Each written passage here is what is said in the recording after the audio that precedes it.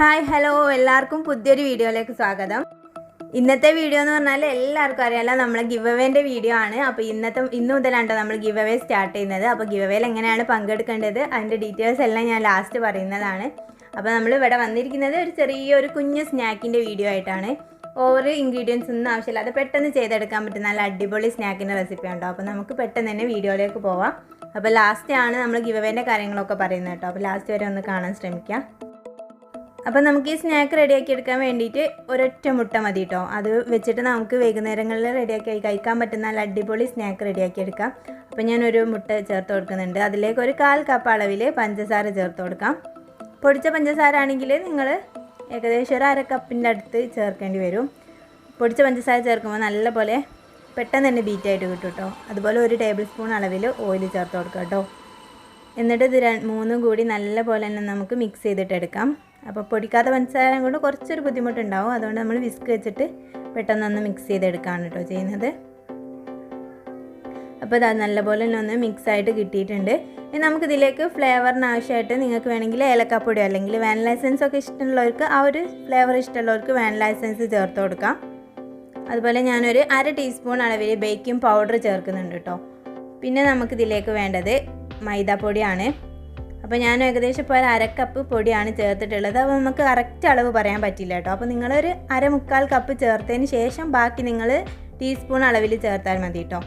അല്ലെങ്കിൽ നമുക്ക് ഇതിൻ്റെ ഒരു അളവ് കറക്റ്റ് പറയാൻ പറ്റില്ല. അതുകൊണ്ടാണ് ഞാൻ പിന്നെ ഒരു 1/4 കപ്പും കൂടി ചേർത്ത് ടോട്ടലായിട്ട് ഞാൻ ഇതിൽ ചേർത്തിട്ടുള്ളത് 1 കപ്പ് അളവിൽ മൈദാപ്പൊടിയാണ് കേട്ടോ. അപ്പോൾ നിങ്ങൾ അതിൻ്റെ ആ ഒരു അളവ് നിങ്ങൾക്ക് ചിലപ്പോൾ വ്യത്യാസമായിട്ട് വരും, പഞ്ചസാരൻ്റെ മുട്ടൻ്റെ ഒക്കെ ഒരു മിക്സിൻ്റെ കൺസിസ്റ്റൻസിക്ക് അനുസരിച്ച്.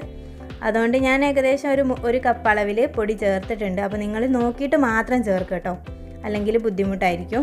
അപ്പോൾ ഇതാണ് ഏകദേശം ഒരു കൺസിസ്റ്റൻസി എന്ന് പറയുന്നത്. നല്ല തിക്കല്ല, എന്നാൽ നല്ലതായിട്ട് ലൂസായിട്ടുള്ള കൺസിസ്റ്റൻസിയും അല്ല.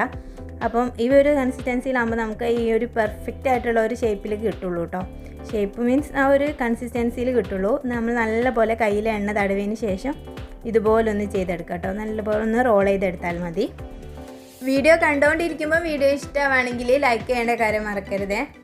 നമ്മൾ ജസ്റ്റ് ഒന്ന് റോളാക്കിയതിന് ശേഷം എണ്ണ തടവിയ പാത്രത്തിൽ വെച്ച് കൊടുക്കുക, അല്ലെങ്കിൽ ബട്ടർ പേപ്പറിൽ വെച്ച് കൊടുക്കണം കേട്ടോ. അല്ലെങ്കിൽ ഒന്ന് ശ്രദ്ധിക്കണം.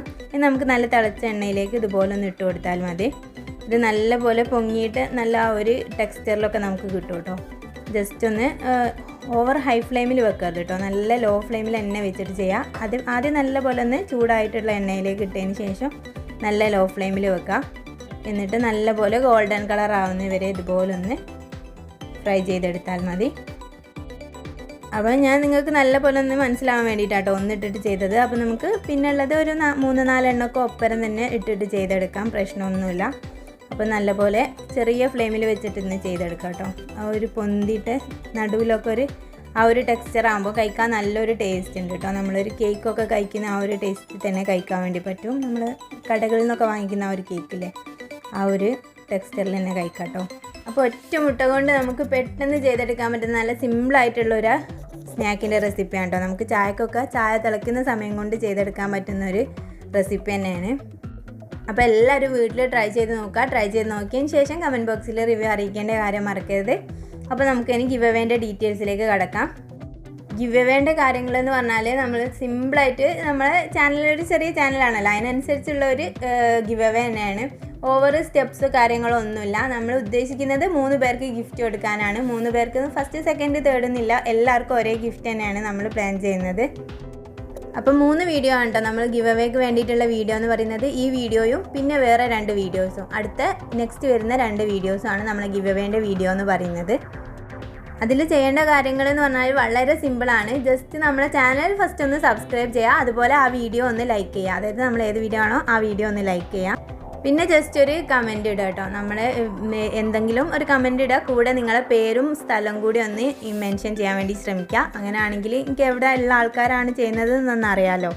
നമ്മൾ ജസ്റ്റ് കമൻറ്റ് പിക്കർ വഴി ആയിരിക്കും കേട്ടോ വിന്നേഴ്സിനെ സെലക്ട് ചെയ്യുക. അപ്പോൾ നിങ്ങളൊക്കെ ലൈവായിട്ട് കാണിച്ചിട്ട് തന്നെ ഉള്ളൂ വിന്നേഴ്സിനൊക്കെ സെലക്ട് ചെയ്യുള്ളൂ. അപ്പോൾ നിങ്ങൾ ഈ വീഡിയോ എല്ലാവർക്കും ഷെയർ ചെയ്ത് കൊടുത്തിട്ട് ഒന്ന് സപ്പോർട്ട് ചെയ്യുക. അപ്പോൾ അടുത്ത നല്ലൊരു വീഡിയോയിൽ കാണുന്നവരെ ബൈ.